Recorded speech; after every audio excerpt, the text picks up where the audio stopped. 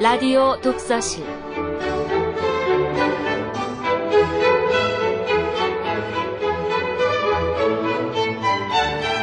이 시간 진행의 김갑수 문화평론가입니다.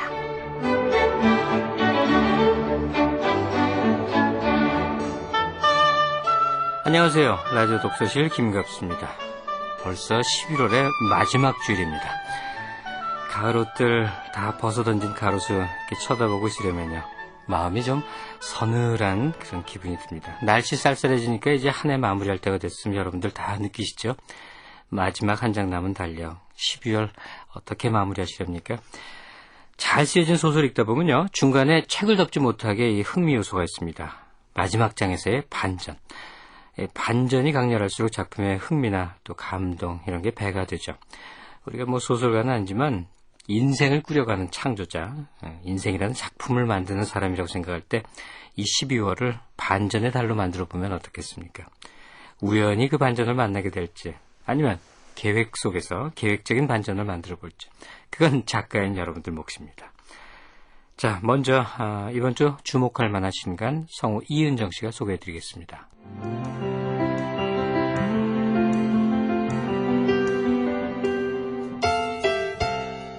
중국은 이제 우리의 가장 가까운 이웃으로 다가오고 있습니다. 또한 중국은 우리나라 제1의 수출국으로 부상하고 있습니다. 이런 중국을 현장에서 직접 보고, 듣고, 몸으로 느낀 경험을 바탕으로 엮은 책, 중국의 하늘을 연다가 일송북에서 출간됐습니다. 중국 베이징 주재 특파원을 지낸 저자 하성봉 씨의 탁월한 감각은 여러분을 흥미진진한 새로운 중국 세계로 인도할 것입니다. 사업 부도와 이로 인한 노숙자 생활을 거치며 아이디어 하나로 수백억 원의 로열티를 거머쥔 드라마틱한 인생 역전의 주인공, 바로 강신기 씨인데요. 그의 일대기를 담은 지구를 흔든 남자가 이가서에서 출간됐습니다.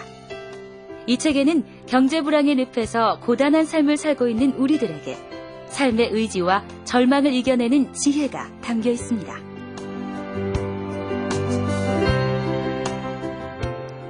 현대문학의 아버지로 불리는 프란츠 카프카의 작품을 집대성한 카프카 전집 2권, 꿈같은 삶의 기록이 서울출판사에서 나왔습니다. 이 책에는 카프카의 미완성 작품들이 수록되어 있는데요. 서강대학교 이주동 교수의 번역으로 출간됐습니다. 이 책은 기존의 카프카 해석들을 비판적으로 점검할 수 있게 할 뿐 아니라 카프카의 작품들을 새롭고 정확하게 이해하는 데 큰 도움이 될 겁니다.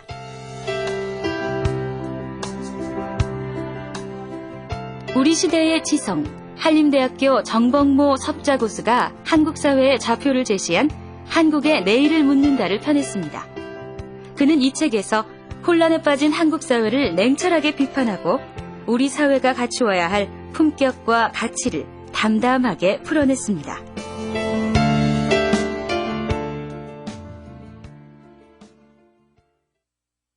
네, 신간 소개받으셨고요. 자, 오늘 함께할 작품입니다. 제목이 좀 심상치 않습니다. 작품의 제목이 간첩이 다녀가셨다. 간첩이 다녀가셨다, 이런 제목 달고 있습니다. 최근에 최순덕 성령 충만기, 이런 제목의 소설집을 낸 바가 있는데요. 작가 신예 작가입니다. 이기호 씨. 먼저 간단한 소개를 드리면요, 이기호 씨는 1972년생입니다. 강원도 원주생으로 추계예대 문창과 출신이고요. 1999년 월간 현대문학 신인 추천 공모에 단편 버니가 당선돼서 작품 활동을 시작했습니다. 2003년에 대산 창작 기금을 받은 바 있고요. 현재 박사과정에 재학 중인 분입니다. 자, 이기호 씨 모십니다. 안녕하세요. 예, 안녕하세요. 자, 이 첫 소설집이라 하는 거예요. 아마 사람들 어른 돼서 첫 아기 낳는 것만큼 큰 일일 텐데 지금 기분이 어떠십니까?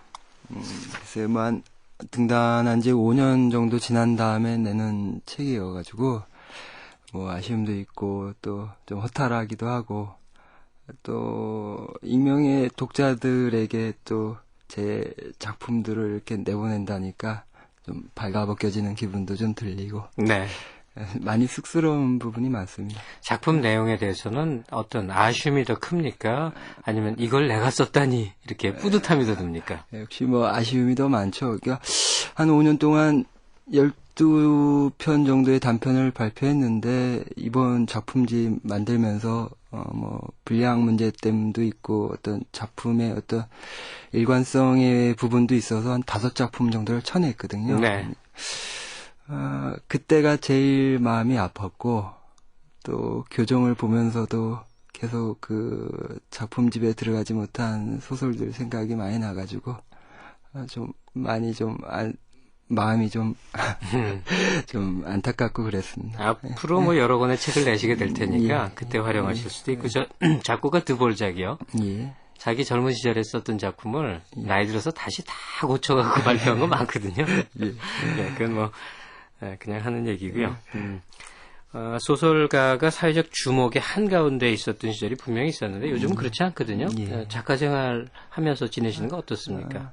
그래서 저 같은 경우는 뭐 소설가로서 살아가는 어떤 한 의미보다도 그런 의미를 찾는 것보다도 역시 그냥 소설 쓴다는 것은 제 주변의 동료 소설가들도 그렇고 또 선배 작가분들도 그런데 저는 가끔 그 운명 같은 거라는 생각을 해요. 그러니까 뭐 이것이 내가 싫다고 하거나 혹은 뭐 소설 써서 가난하다 뭐 혹은 뭐 외롭고 쓸쓸하다 이런 것들이 뭐 별다른 의미로 다가오거나 혹은 서운하거나 아쉽거나 그런 느낌은 없고 네.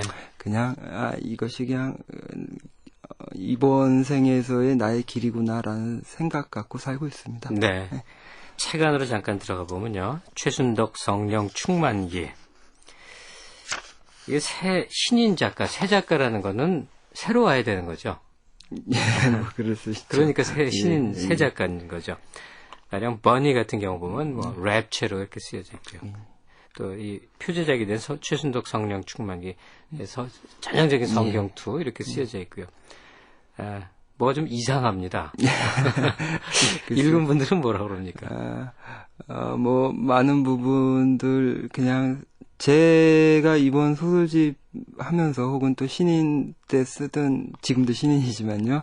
그 썼던 그 어떤 형식에 대해서 많이 좀 고민하고 쓴 바가 있었어요. 예. 우리의 소설 문장들은 본격 문학에서의 소설 문장들은 왜 딱 이 문어체의 그 어떤 그 보이지 않는 논리와 형식들이 숨겨져 있는 것 같아요. 예. 많은 부분 거기에 대해서 또 문장 훈련도 해야 되고 하는데 그런 부분들 어떤 그런 꽉 막힌 형식들이 어떤 소설의 내용까지도 어떤 틀 안에 가두는 것이 아닌가라는 제 나름대로의 고민이 있었고 예. 조금 뭐랄까 하위 계층이나 혹은 그냥 평범한 사람들이 쓰고 있는 어떤 형식이나 문서 형식 같은 것들을 내에서도 충분히 우리가 어떤 소설적 논리나 소설적 문장 혹은 이야기들이 다 숨어져 있다는 생각하에 예. 뭐 이런 실험이라면 실험인데 실험이죠. 예, 이런 것들을 썼죠. 오늘 이제 청취자 여러분과 함께할 작품이요. 간첩이 다녀가셨다. 이건 그래도 좀 정상적인 작품이에요. 청취자 여러분들께 좀 안내 말씀을 좀 해주시죠. 이 작품은 제가 처음 생각했던 건 96년이었던 것 같은데 저희 동해안에 잠수함 침투 사건이 한번 있었던 예, 적이 있었어요. 있었습니다. 네. 제가 그때 군에서 제대하고 한 2년 정도 흐른 뒤였는데 생각보다 그러면 연세가 많으시네요. 예. 근데 서울서 학교 다니면서 TV를 보고 있는데 그 사건이 났는데 이제 저 같은 경우는 그 예비군이 학교 대학생이었으니까 학교 신분으로 돼 있었는데 네. 자신의 신념 같은 것들 혹은 그 평상시에 유지하고 있던 모든 그 자기의 그 균형감과 같은 것들이 와야 된다고 생각을 했어요. 네. 무언가 잘못되고 있다는 느낌도 많이 들었고 어떤 그런 의도에서 쓰여진 소설이었습니다. 예.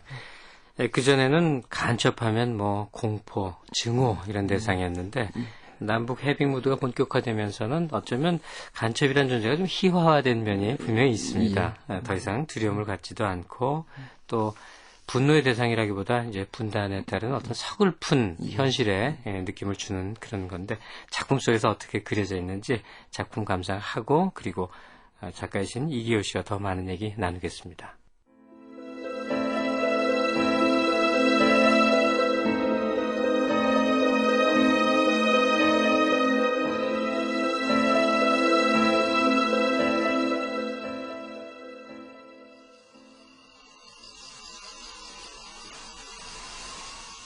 아이, 왜 우리 초소만 한 명이 부족한 거야? 한 초소에 5명씩이라던데. 아까 얼핏 들으니까 한 명이 워커를 안 신고 와서 돌려보냈대요. 규칠의 혼잣말에 남석이 대꾸했다. 남석은 규칠의 고등학교 2년 후배였다. 하지만 외견상으로 그가 규칠보다 연장자처럼 보인다. 그 대충 하지. 워크 안 신었다고 발목까지 부러지는 것도 아니고. 누가 아니랍니까? 아까 보니까 중대장이라는 새끼 완전히 꼭지가 돈 것 같더라니까요. 대가리 피도 안 마른 새끼가 어디 예비군 어르신들한테 반말이나 찍찍 깔겨대고. 김이 규칠을 거들고 나섰다. 그제야 규칠은 처음으로 김의 얼굴을 제대로 들여다보았다. 어두워서 잘 보이진 않았지만 아무리 봐도 봉평 사람 같지는 않았다. 규칠은 다시 시선을 거두고 담뱃불을 붙였다. 담배 피우지 말아요. 토속을 공동 책임이라는 소리 못 들었어요? 수영 역시 규칠의 고등학교 2년 후배였다. 그는 서울 소재 한 대학원에서 한국사학 석사과정 2학기를 마치고 현재는 휴학을 한 채 고등부 입시학원에서 국사를 가르치고 있었다. 봉평에 사는 부모님이 조금이라도 도움을 주었으면 휴학을 하는 일도 없었을 것이고 휴학을 하지 않았으면 예비군 훈련 또한 학교에서 받았을 것이다. 수영은 부모 잘 만나 주유소 사장 노릇하며 당구장이나 전전하는 규칠이 못마땅하기만 했다. 괜찮아, 이 새끼야. 현역 놈들도 이 정도는 다 봐준다고. 이 자식이 소물 먹더니 겁만 잔뜩 들어서 내려왔네, 이게. 그래요, 괜찮아요. 자, 우리도 다 같이 피웁시다. 한 명만 피우면 문제되지만 다 함께 피우면 현역 애들도 아무 말 못해요. 그게 바로 공동 책임이라는 거 아닙니까? 김이 윗주머니에서 담뱃갑을 꺼내 남석과 수영에게 내밀었다. 이 지방엔 공급되지 않는 일본산 담배였다. 아이, 이래도 되는지 모르겠네. 아이, 안 될 건 또 뭡니까? 형씨, 한대 피우쇼. 남석은 주저주저 하다가 담배를 받았지만 수영은 끝내 받지 않았다. 김은 머쓱해져 도로 담뱃갑을 거두었다.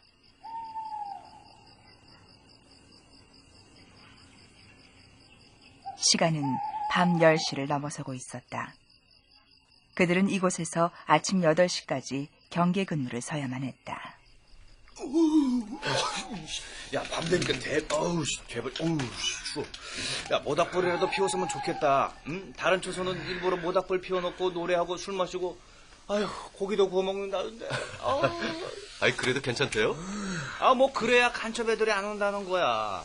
우린 여기 있다. 그러니 제발 이쪽으로는 오지 마세요. 사인을 보내는 거지. 최대한 시끄럽게. 현역 애들이 가만히 있는데요? 그럼 예비군 신분으로 국립묘지에 묻힐 일이냐, 임마? 에이, 까짓것. 우리도 그럽시다. 김이 들고 있던 켈빈 소총을 한쪽 어깨에 걸치며 당장이라도 장작을 주워올 것처럼 나섰다. 왠지 꺼림칙한 느낌을 주는 친구였다. 지나치게 적극적이고 지나치게 격이 없는. 규칠이 먼저 선을 긋고 나섰다. 근데 형 씨는 봉평 사람이에요? 처음 보는 얼굴 같은데. 소개가 늦었습니다. 명함이라도 돌렸어야 하는데 이런 사람입니다. 규칠이 라이터를 켜고 명함을 자세히 들여다보았다. 미래부동산 컨설팅 영업부 대리 김... 나머지는 그가 알지 못하는 한자였다. 땅 장사하시는 분이구만. 봉평 사람인 건 맞는데 봉평에 살진 않는 사람이죠. 부모님만 봉평에 사시나? 아니요. 그냥 사업관계 때문에 행정상 주소만 봉평으로 되어 있습니다. 덕분에 이렇게 훈련에 끌려 나온 거고요. 위장 전입자시구만. 밤새도록 터뜨려라. 아이고. 진짜 공산당 새끼들 싫다 싫어. 야간 근무만 벌써 사흘째야. 그렇다고 낮에 잠이나 잘 수 있냐? 이게 다 예비군들을 피곤하게 만들어서 생기는 문제라니까요. 자, 그런 따분한 얘기는 이제 그만하시고 다들 출출하지 않으세요? 김이 모두를 번갈아 보며 말했다. 그러곤 한쪽에 얌전히 놔두었던 배낭을 열었다.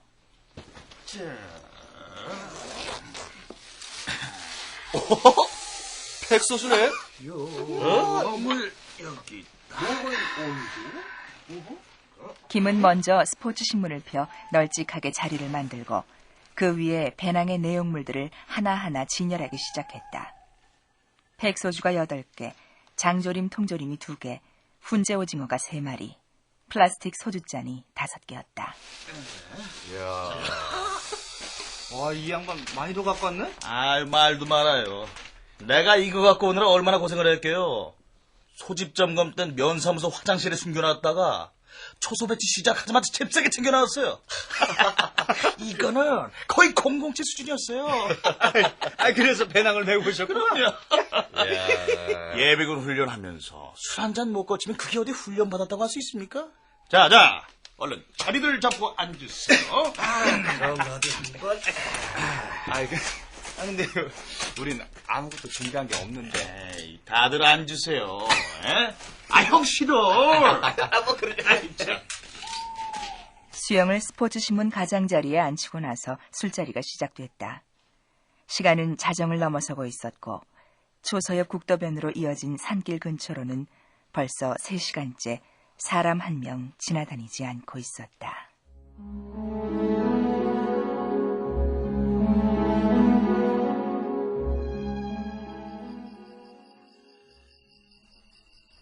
근데 형 씨는 뭐 때문에 이런 시골로 주소를 옮겨놓은 거예요? 뭐 그냥저냥 사업차. 부동산 다니시는 분이 사업차 내려왔다면? 왜? 여기 땅이라도 사두시게? 규칠이 집요하게 김을 물고 늘어졌다. 김은 술잔만 만지작거릴 뿐 별다른 말은 하지 않았다. 수영은 바로 아래 놓여진 플라스틱 잔을 한참 동안 내려보다가 화난 얼굴로 단숨에 들이켰다. 에이, 뭐 여기 땅 사둘 곳이 있다고. 아서요. 그나마 똥값인 땅값도 간천문들 때문에 더 내려가는 판국인데. 그거야 모를 일이죠. 어허? 이 양반 뭐가 있긴 있구만. 좋습니다. 이렇게 만난 것도 다 인연인데 제가 말씀드리죠. 대신 우리끼리만 알고 있는 비밀이어야 합니다. 김이 한쪽에 놓여있던 배낭을 자기 앞으로 끌어당겼다. 그러곤 무언가를 꺼내 신문지 위에 펼쳤다. 그것은 5만 분의 1 지도였다. 남석과 수영의 시선도 김이 꺼내놓은 지도 위로 향했다. 이거 잘 안 보이네. 달빛은 좋은데. 지도는 뭐 하시려고? 지도를 보면서 말씀을 드려야 한대, 이거. 그냥 본 걸로 찍어 설명하면 되잖아요. 까짓거 그럽시다. 김은 다시 능숙한 솜씨로 지도를 접어 배낭에 넣었다. 사실 이 지도는 제가 아는 토지공사 간부한테 기름칠 좀 하고 몰래 빼내온 겁니다. 앞으로 2, 3년 안에 봉평에 대규모 관광 위락시설이 들어올 계획이에요. 토지공사하고 도로공사가 합작으로 왕복 8차선 도로를 뚫고 대단히 전원주택 토지 조성을 한대요. 면사무소 서쪽 절개지 쪽으로는 대단히 놀이공원 단지가 들어올 거고. 기사. 뻥을 치려고 적어도 거쳐야지. 이 봉평 같은 총구석에 뭐 볼 게 있다고? 그리고 이 사람아, 내가 하루에도 10대번씩 면사무소 직원들 만나는 사람이야. 거기 내 불알 친구도 여럿이 있다고. 걔네들 입에서 그런 소리 한 번도 못 들어봤는데? 규칠이 취기 어린 목소리로 가볍게 김을 나무랐다. 김의 말을 주의 깊게 듣고 있던 남석과 수영은 다시 서로의 술잔을 채워주며 시선을 돌렸다. 참나 이거 봐요 사장님. 아직 도지사도 모르고 있는 사실을 그런 하찮은 면사무소 직원이 어떻게 합니까? 이런 정보 미리 새나가면 공사 못해요. 전국에 땅 투기꾼이 몇만인 줄 아십니까? 나 이래봬도 서울에서 수년 동안 땅 장사 하나로만 먹고 산 사람이에요. 그럼 내가 그런 내가 미쳤다고 이런 산골짜기에 주소 옮기고 뭐 한다고 나대지를 수백 평씩이나 살았겠소. 믿기 싫으면 관둬요. 네. 내가 손해보는 것도 아니고. 김은 자신만만했다. 김의 말에 가장 마음이 흔들린 사람은 의외로 수영이었다. 이 기회에 아주 봉평에 있는 논밭을 정리하자. 그래서 부모님은 인근 횡성읍내 담배가게 하나 차려드리고 남는 돈으로는 서울 변두리에 다세대 주택이라도 하나 구입하자. 이런 기회가 아니면 앞으로 논밭 정리하는 것은 더더욱 어려워질 테고 다음 봄학기엔 어떻게든 등록을 해야 박사과정 들어가는 것도 수월해지겠지. 수영은 잔뜩 혀꼬부라진 남석의 말을 듣는 둥 마는 둥 하며 머릿속에 여러 가지 계획들을 세웠다가 다시 허물고 또다시 세우기를 반복했다. 워낙 갑작스러운 얘기를 하시니까. 사장님, 내가 사장님한테 지금 당장 땅을 사겠다는 것도 아니에요. 누가 압니까? 사장님이 나중에 내가 사놓은 땅 보면 제발 팔라고 애원하게 될지. 이거 그냥 예비군 훈련 함께 받는 인연으로 가르쳐드리는 거예요. 그러니까 내 말 명심하고 내일 아침 날 박는 대로 내려가서 조그만 짜투리 땅이라도 있으면 당장 사과나무부터 심어 놓으세요. 사과나무? 그건 또 왜요? 그래야 보상이 더 많이 나올 거 아닙니까? 유실수가 가장 많이 나와요. 잡종질 심어도 보상이 나와요? 참, 지목 변경이야. 아는 면사무소 직원 데리고 룸사롱 한 번 가면 끝나는 거고. 요즘 잡종질을 밭으로 바꾸는 건 일도 아니에요. 좀 더 자세히 얘기해봐요. 사실 땅이라면 나도 남 못지않게 갖고 있는데 당신도 봉평에서 땅 장사해 먹으려면 내 도움 없인 힘들 건데. 남석은 여전히 수영에게 현실과 이상 사이의 괴리 때문에 자신이 얼마나 고뇌하고 아파하고 있는가를 이해시키려 했었고, 수영은 남석의 말을 한 귀로 흘리며 규칠과 김의 대화에 집중하려 했었다. 그러나 집중하려 하면 할수록 정신은 혼미해지고 상체는 자꾸 앞으로 수그러지기만 했다. 임야가 어떻고 개발 제한 구역이 어떻고 교육위원 선거가 어떻고 합법노조 설립의 길이 어떻고 귀뚜라미 울음소리가 어떻고.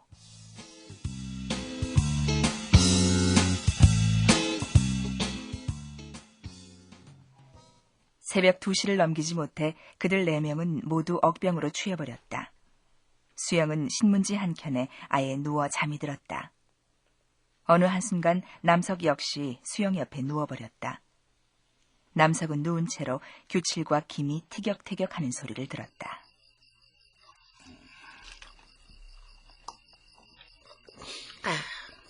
말로 옵시다. 좋아요. 대신 주민증을 먼저 까보고 나서 말을 놓자고요. 주민증 볼 필요는 뭐 있어요. 같이 늙어가는 처제.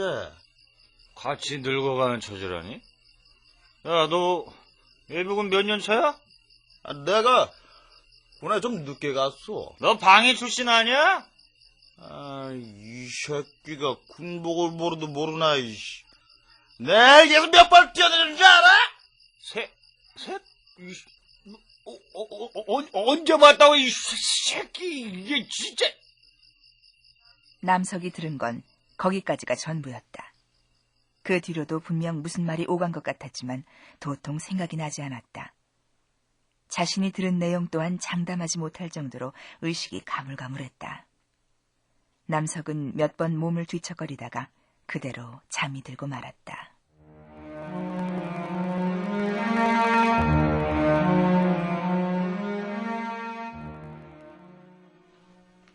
수영이 잠시 잠에서 깨어났을 때 주위에 일어나 있는 사람은 아무도 없었다. 신문지 위에는 허리가 반으로 꺾인 빈 팩소주와 장조림 깡통들이 어지럽게 널브러져 있었다. 머리가 깨질 듯한 두통과 함께 심한 요의가 일었다.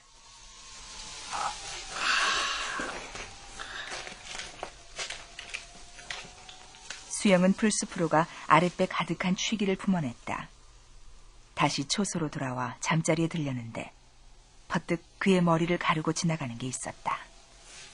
그래, 그걸 확인해봐야지. 수영은 조심스럽게 곤히 잠들어 있는 김 쪽으로 다가갔다. 배낭은 김의 발치 옆에 모로 누워 있었다. 그래, 지도만 보면 알 수 있을 거야.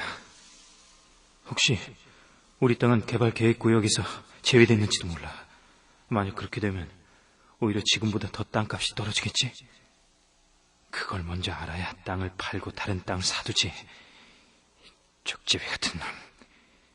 그런 것 때문에 일부러 지도를 안 보여줬는지도 몰라. 수영은 잠들어 있는 김을 쏘아보았다. 수영은 김의 배낭을 들고 초소에서 20여 미터 떨어진 가시덤불 샛길로 걸어나갔다. 그리고 그곳에서 배낭을 열었다.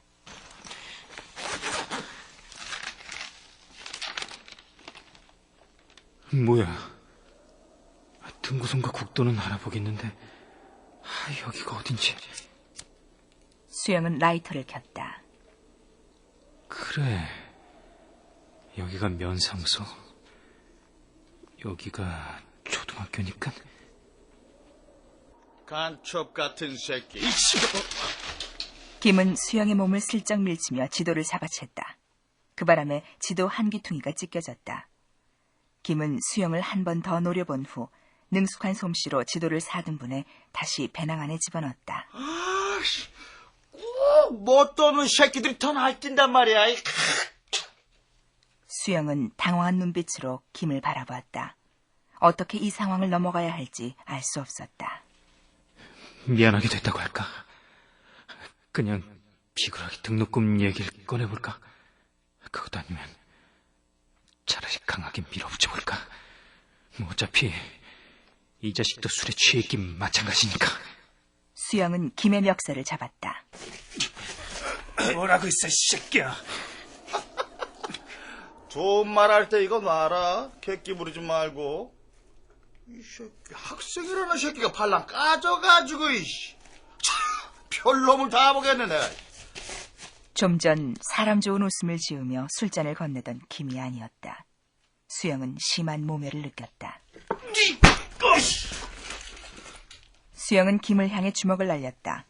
하지만 수영의 주먹은 김의 몸 어느 곳도 맞히지 못했다. 대신 김의 주먹이 수영의 명치에 꽂혔고 쓰러진 수영의 목 위로 김이 올라탔다. 수영은 김을 향해 주먹을 날렸다. 하지만 수영의 주먹은 김의 몸 어느 곳도 맞히지 못했다. 대신 김의 주먹이 수영의 명치에 꽂혔고 쓰러진 수영의 목 위로 김이 올라탔다. 좋은 말 할 때 뭐라고 했지? 같은 군복 입고 있으니까 사람 만만해 보이냐? 이게, 씨. 왜? 쪽팔리나 보지? 쟤들 깨워가지고 다 까발볼까? 간첩 같은 새끼. 무지하게 고고한 척 해야 되더니 꼴 좋다, 이 새끼야. 야. 걱정하지 마. 내가 쟤네들한테 친절하게 다 설명해 줄 테니까.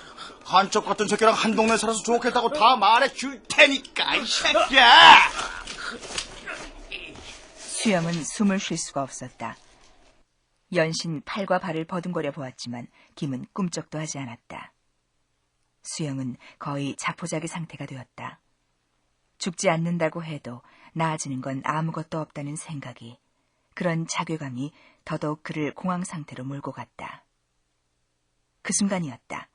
수영의 오른손에 무언가가 잡혔다. 돌이었다. 길쭉하고 날렵하게 뻗은 산악지역 구릉지에 흔하게 나뒹구는 돌 하나. 분명 수영이 어떤 사리를 가지고 돌을 집어든 것은 아니었다. 그러기엔 그는 너무 많이 취해 있었다. 무언가 소나기에 잡힌 것까지는 분명한데 그 뒤로는 명쾌한 기억이 없었다.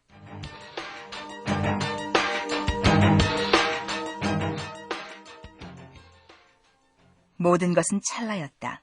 정신을 차리고 눈을 떠보니 김이 자신의 옆에 누워 있었고 그 옆에 돌 하나가 얌전히 놓여 있었다.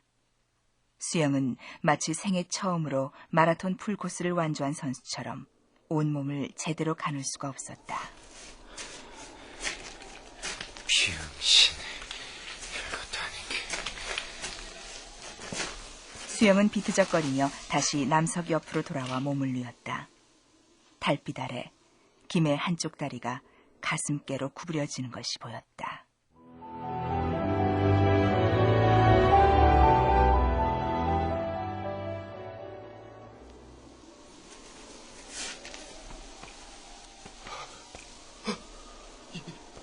일어나봐. 수영을 흔들어 깨운 것은 남석이었다. 사위는 여전히 어둠에 휘감겨 있었다. 수영은 호출기에 달린 시계를 들여다보았다. 새벽 4시 5분.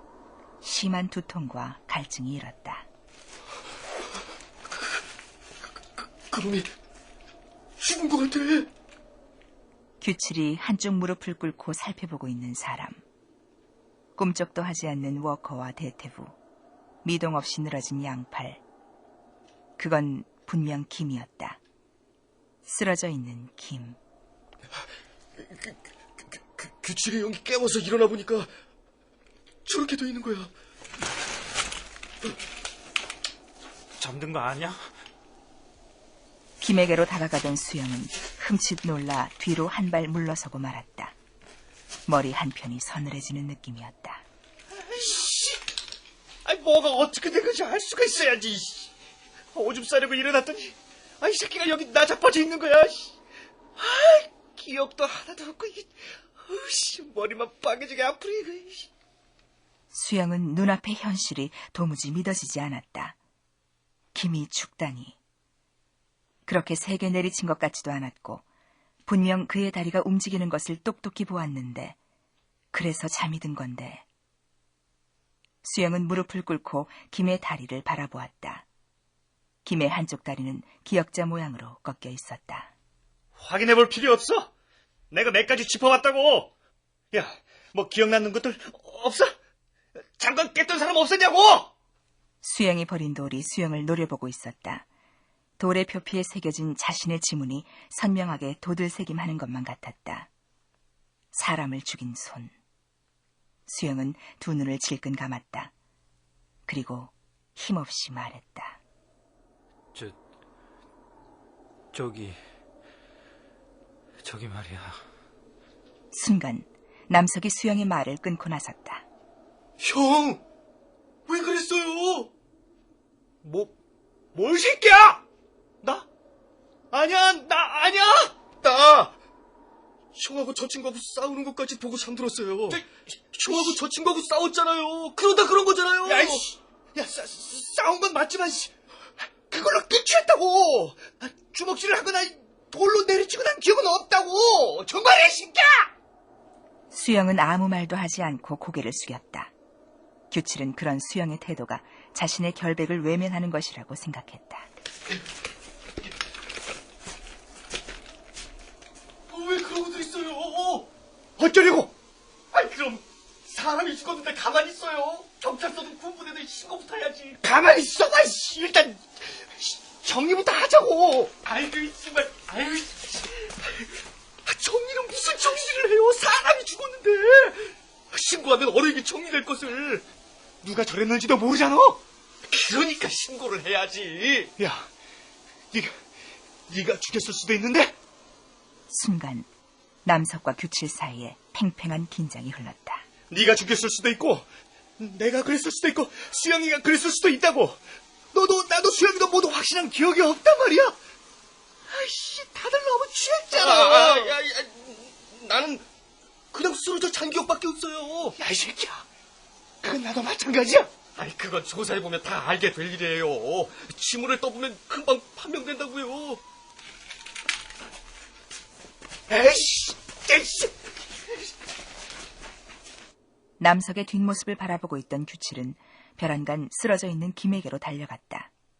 그러곤 김의 옆에 놓여져 있던 돌을 들고 바지 주머니에 있던 손수건으로 닦기 시작했다. 뭐 하는 거예요?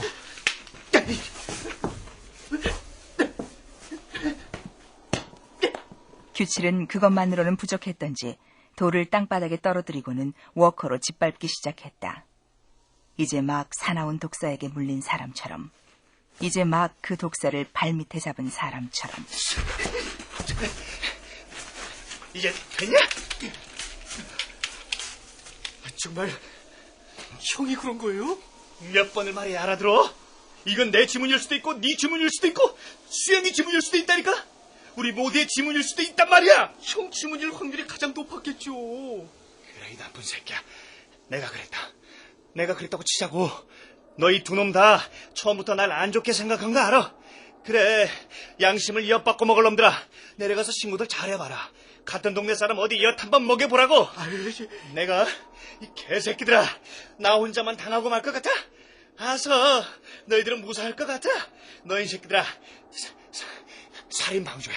방조, 그거 알아? 너희들도 기억 없지? 너희들도 술에 고랄 떨어졌잖아. 내가 너희들 하다못해서 향군법 위반으로라도 집어넣을 거야. 남석이 너희 새끼야. 너 학교 계속 다닐 수 있을 것 같아? 어림없어 이 새끼야. 수영이 너희 새끼야. 대학원 무사히 맞출 수 있을 것 같아? 어디 한번 해보자고. 이 개새끼들아. 규칠은 정신을 놓은 사람처럼 보였다. 수영은 그대로 굳어버린 장승처럼 뚫어지게 규칠만 바라보며 서 있을 뿐이었다. 한참을 있다가 남석이 입을 열었다. 그럼 어떡하자고요? 야, 이 자식아. 그러니까 같이 생각을 해보자고. 제발 좀 그래보자. 우리 다 같은 봉평 사람 아니냐? 젠장, 정말 기억이 없는 걸 어떡하냐고. 그들 셋은 다시 초소 앞으로 자리를 옮겼다. 산길에선 계속해서 차가운 새벽바람이 불어오고 있었고 그 길목 정중앙에 김이 누워 있었다.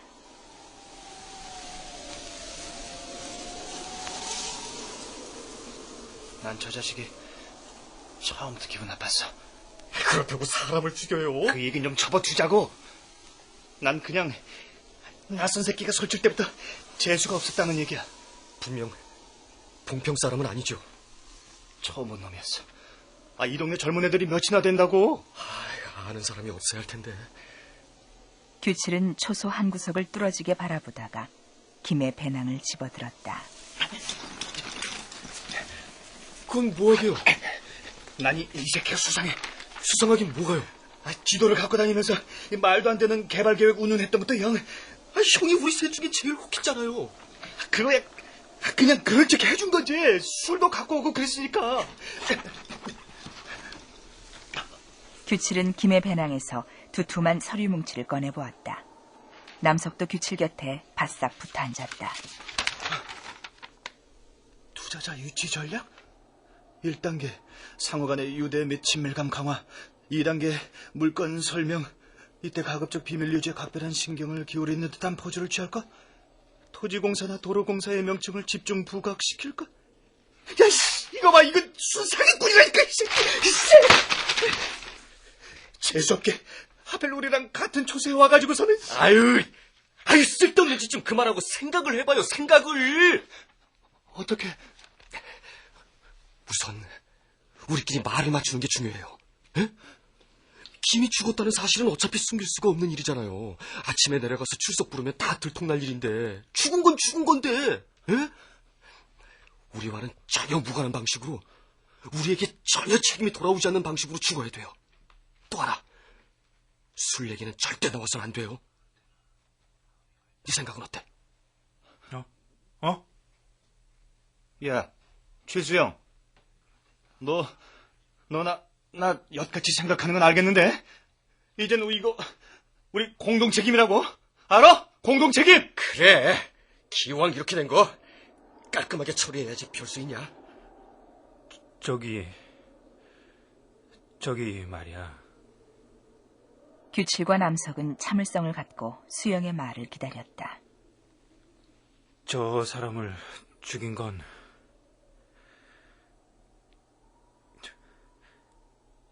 간첩 새끼야.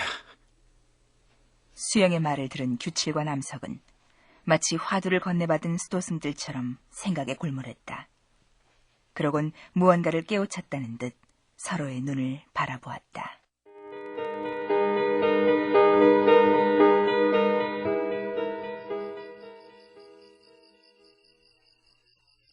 먼 곳에서부터 날이 밝아오고 있었다.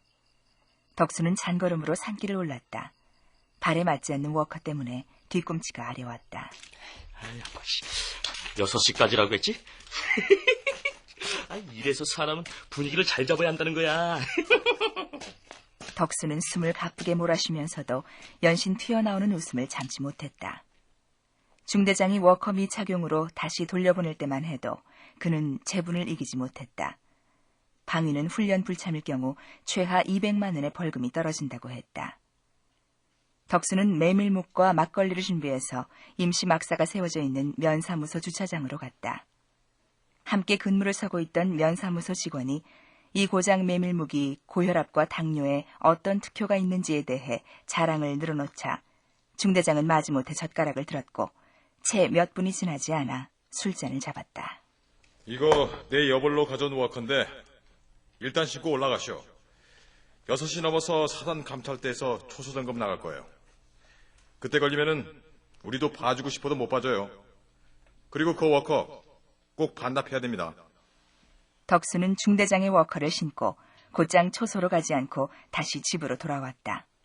그리고 2시간가량 눈을 붙인 후 새벽 5시 무렵이 되어서야 초소를 향해 산길을 오르기 시작한 것이다.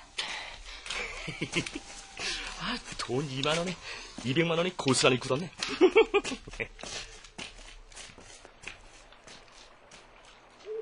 초소를 반쯤 남겨두었을 때 덕수는 자신을 향해 내려오는 일군의 예비군들을 만날 수 있었다. 모두 아는 얼굴들이었다. 주유소를 하는 1년 선배 규칠, 봉평중학교에서 수학을 가르치는 1년 후배 남석, 역시 1년 후배이자 서울로 공부하러 올라간 수영이었다. 어디들 가는 거야? 아직 근무 시간이잖아.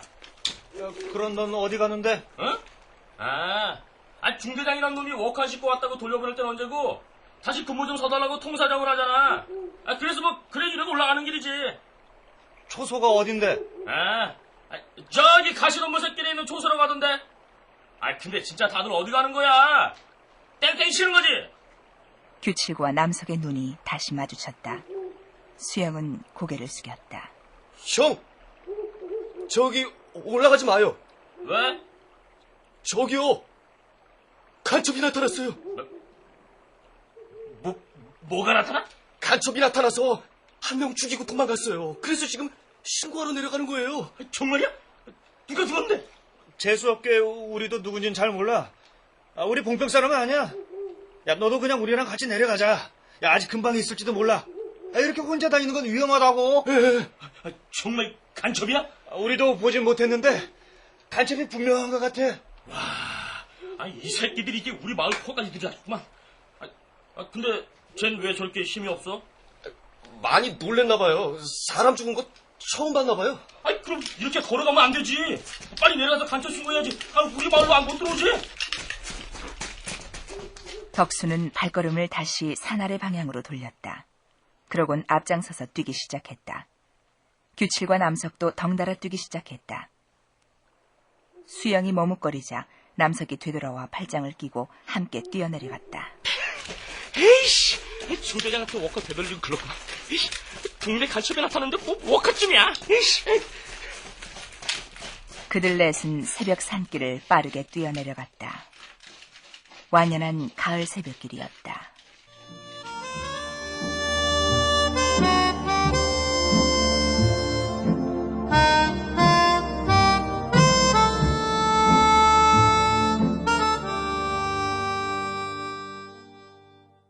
네, 작품 잘 감상하셨습니까? 간첩이 다녀가셨다. 지금까지 출연해 양석정, 이규석, 변현우, 유호환, 이재용, 홍진욱, 해설 전숙경, 음악 임은경, 효과 강성범, 안익수, 장찬이었습니다. 자, 간첩이 다녀가셨다. 작가 이기호 씨와 함께하고 있습니다. 뭔가 간첩이란 상황 때문에 모두가 이 집단 논리 속에 정상이 아닌 것 같이 돌아갔다는 96년의 체험. 이것이 이 작품의 토대가 됐다 얘기를 하셨죠. 예. 작품 속에서 가장 애착이 갔던 인물이라면 누가 있을까요?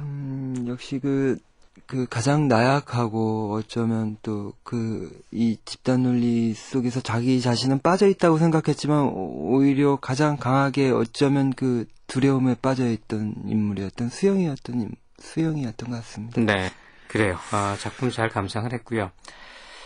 아무래도 이제 작품 활동 선상의 스타트라인에서 이제 몇 발짝 뛰어 나오신 셈인데 앞으로 어떤 작품, 어떤 길을 걸어가고 계십니까? 뭐 소설을 계속 쓸 나갈 생각이고요. 열심히 그냥 공부하고 있습니다.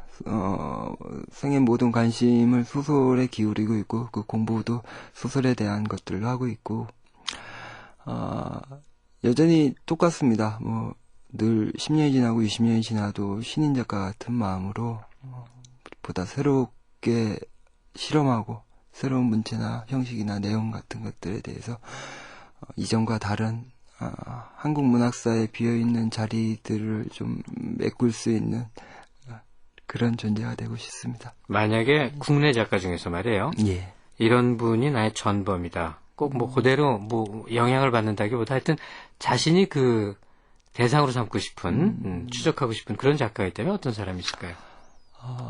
글쎄 뭐 다들 좋으신 선배 작가들이었고 또 제 문학의 전범이었지만 저는 장정일 씨 작품을 많이 좋아했어요. 장정일 씨요? 예. 그리고 제 스승이시기도 하셨는데 박범신 선생님께서 박범신 선생이요? 예.